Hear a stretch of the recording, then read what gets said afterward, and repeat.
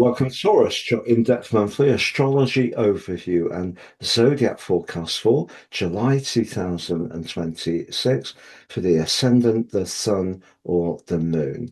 Going to share with you the big themes of the month ahead, first of all. Then on screen is your event chart. I'll unpack that as we go into July.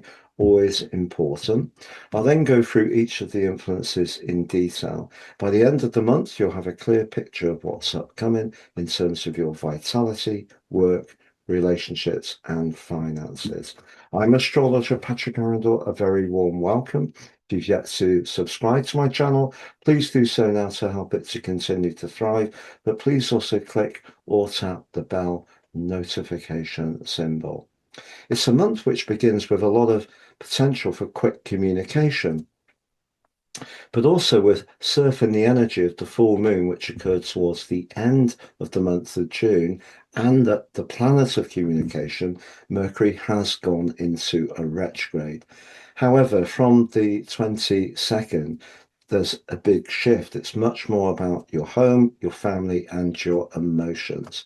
So on the screen now, Taurus, is your event chart. So first of all, let's look at your ruler, Venus. So Venus starts this month in that homely sector that I mentioned, but you have the Sun and also Mercury, the communicator, in the quick moving third house. And you can see the moon is moving away from its direct opposition to the Sun, which occurred on the 29th with the full moon on the same day the Mercury retrograde began. So being careful with communication is really going to be important this month. But you know, there's a lot of excitement as we burst into July because Mars, the planet of desire and action, and Uranus, the planet of innovation, are in a part of your chart that could give you some brilliant insights around how to improve your financial situation. But it could be around a home-based business or service that you can really get things moving around. But it's just important to know that despite them forging a brilliant link with Jupiter at the start of this month, because of Mercury's retrograde and because of the energy of the full moon, which means that you have to juggle those fast, quick communications with perhaps discussions about something that have a longer term or higher value impact on your situation. Now, also, as we come into the month, as much as Mars and Uranus do create a lot of excitement, as we go further into the first week, the Sun moves forwards and starts to pick up in a square on Saturn. But just on the 7th, Neptune also goes into a retrograde in that 12th house. So it may be that whatever you want to think about or talk about quickly, some kind of inhibition could come up towards the end of the first week and slow things down in a bit of a frustrating way. Great news on the 9th for you personally, however. Venus, your ruler, moves into the most charismatic part of your chart, the 5th house.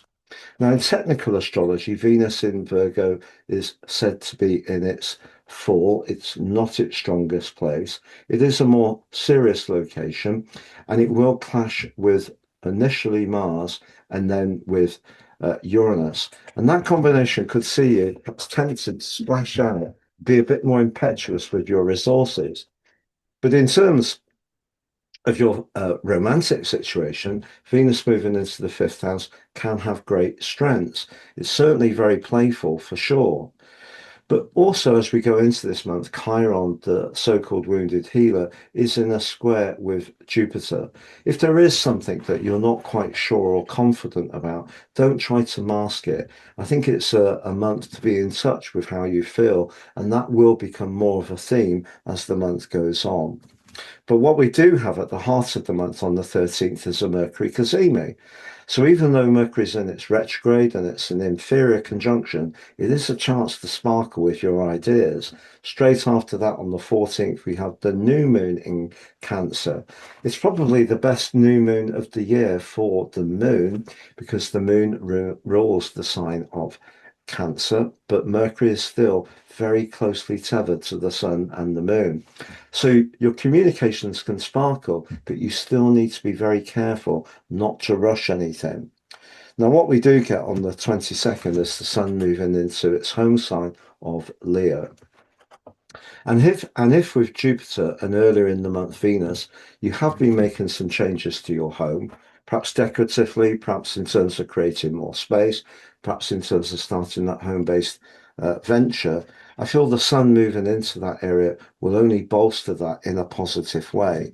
But I think through the last 10 days, you are going to be thinking a lot more about who you live with, how you live there, and what's going on in terms of your feelings around that. But on the 26th, Saturn joins Neptune and Pluto in a retrograde. But the great news is that Mercury comes out of it on the 23rd. But that Saturn retrograde, I think, will require some care over the next 5 months because having Saturn and Neptune retrograde in the 12th house suggests you may go through periods over these months ahead of deep reflection, and it may feel that some of your hopes are slowing down and not sparking in quite the way you may have hoped. I think some deep patience may be necessary around that. But fabulously on the 29th, we do get a Jupiter cazimi, but probably the best one you could possibly have because it's applying the Sun to Jupiter in Leo, the sign it rules. So if you are wanting to move home, have a new addition to your family, get together with loved ones, there could be a really lovely vibe as the celestial curtain comes down on this month. I'm going to summarize those 4 areas of energy, work, relationships, and finances next, Taurus. But just to say, I've reduced the price of my personal horoscope reports. For many years, it was buy two, get 30% off. It's now buy one, get three. The one you pay for, your life roadmap report, helps us to understand our life patterns better.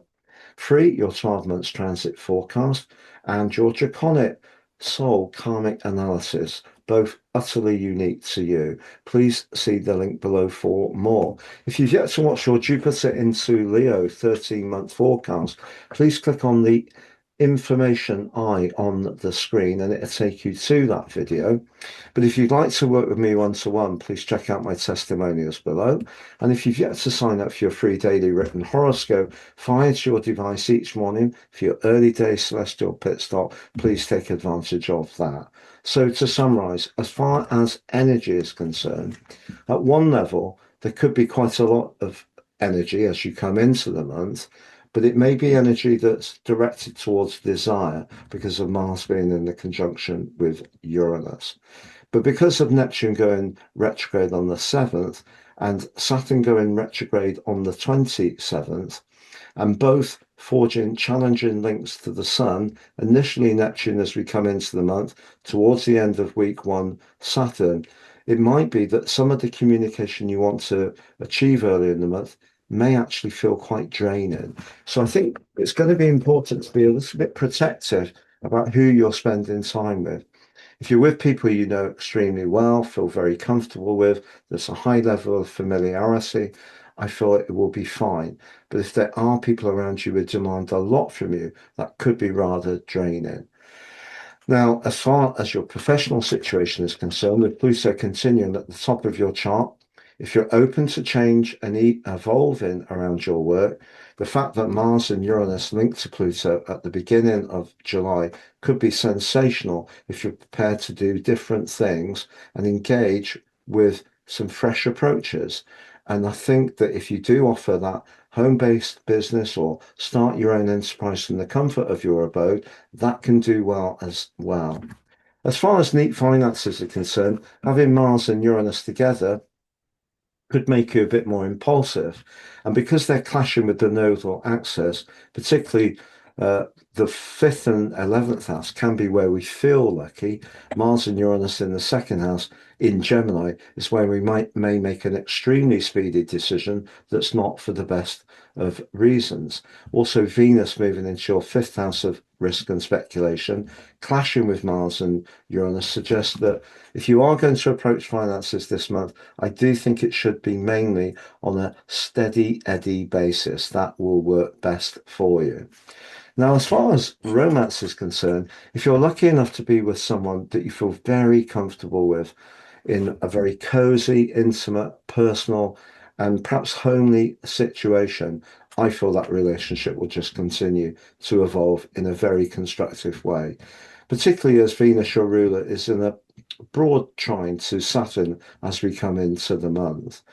If, however, you're footloose and fancy free, I think Mars and Uranus together could give you a big attraction to someone, particularly when they clash with Venus moving into Virgo, who actually might not necessarily be your cup of tea, but you may still find it rather hard to resist that person.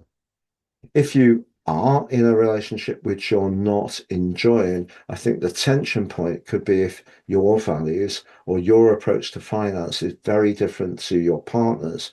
And I think it's also possible with Neptune and Saturn applying to the Sun this month that some issues that have been a little bit out of sight could come up and into the open that will need to be dealt with. It's been a real pleasure being with you, Taurus. Thank you so much for joining me. Have a great July and all the best for now.